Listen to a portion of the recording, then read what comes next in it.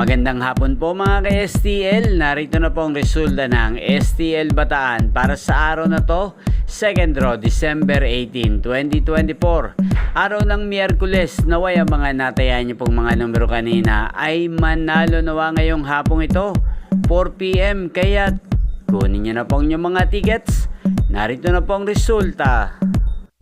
Ang mga numerong nanalo sa STL Bataan ngayong hapong ito, December 18, 2024, 4 PM. Second draw result, 15 at 34 in exact order. Sa lahat po ng tumaya kanina sa STL Bataan para second draw ng 15 at 34. Congrats po sa inyo. Panalo po kayo again, 15 at 34. At ngayong hapong ito sa STL Bataan, ating i-shoutout si Kuya B-Boy. Kuya B-Boy ng Bataan, shoutout po sa iyo, naway nasa mabuti ka pong kalagayan. At sa lahat po ng mga taga-Bataan dyan, shoutout po sa inyo, especially sa aking mga subscribers na walang sawang nanonood ang aking mga videos. Shoutout po sa inyo. Inyo pong napanood ang resulta ng STL Bataan sa channel na to, Roderick Hernandez TV.